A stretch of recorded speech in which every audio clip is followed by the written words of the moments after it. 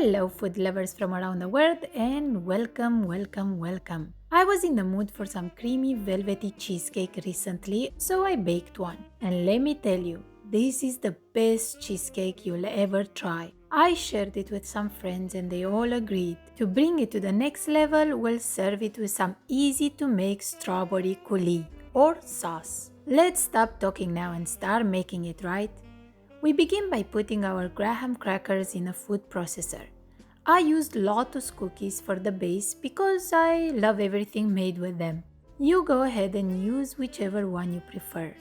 We process them until fine and no big pieces remain.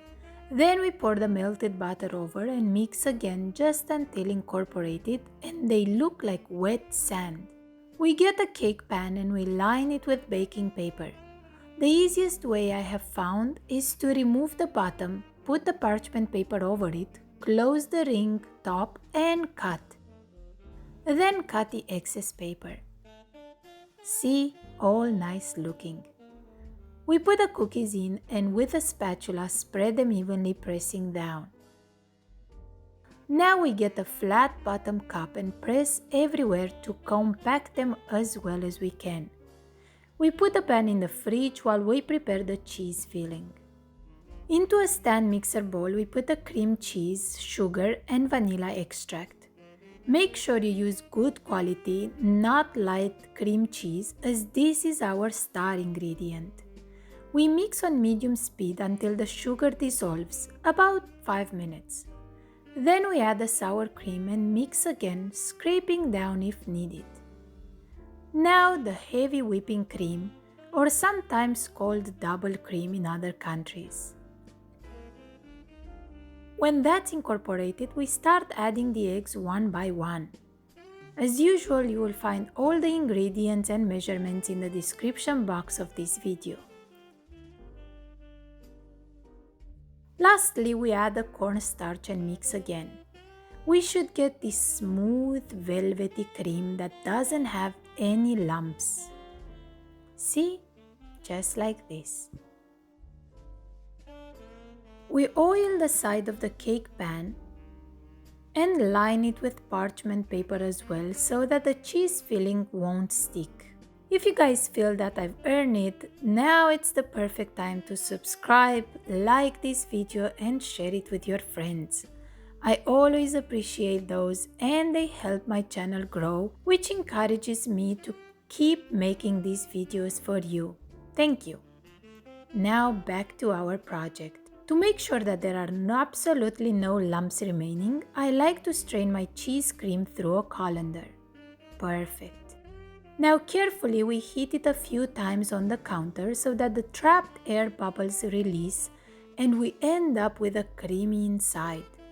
Hold the latch when you do this so it won't open and your work will spill on your counter. We put the cake pan into a big oven tray and pour boiling water in it. This step is necessary for creating steam in the oven so that our cheesecake can slowly bake and not crack on top. Don't skip it. The most important part of this recipe is the baking process. Because my pan has a detachable bottom, I also wrapped it in aluminum foil so that the water won't penetrate and make the crust soggy. We put the pan in the preheated oven at 350 degrees Fahrenheit with no fan for 30 minutes. Then we lower the heat to 300 degrees Fahrenheit for 30 more minutes with no fan. After this, we turn the oven off and we allow the cheesecake to sit inside without opening the door for at least 30 more minutes. Lastly, we open the oven door a little and allow it to come to room temperature while still inside. We then refrigerate it overnight or at least for a few hours until cold and set. I know this sounds crazy and complicated, but trust me, once you try it, you will understand why. Because it's the best of the best cheesecake, that's why. While all this is happening, we make our strawberry sauce. In a small pot, we add the strawberries and the sugar. Squeeze the lemon juice on top and mix over medium heat. Once they start boiling, they will release juice and fill your kitchen with an amazing aroma. We make a mixture of water and cornstarch to thicken the sauce. When the strawberries begin breaking down but are not completely gone, we add the cornstarch and mix. Immediately the sauce will thicken and bubble. We turn off the heat and pour it into a container to allow to cool down to room temperature and then refrigerate to further thicken.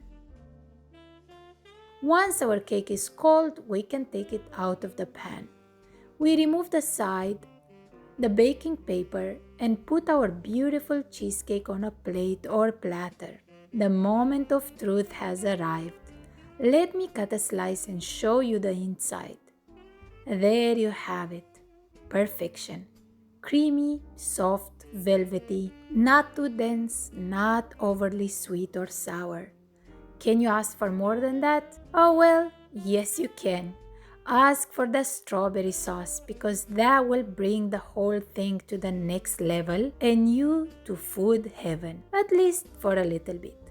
And that's it for today, my friends. Try it and let me know if I was right. I'll see you again soon. Bye.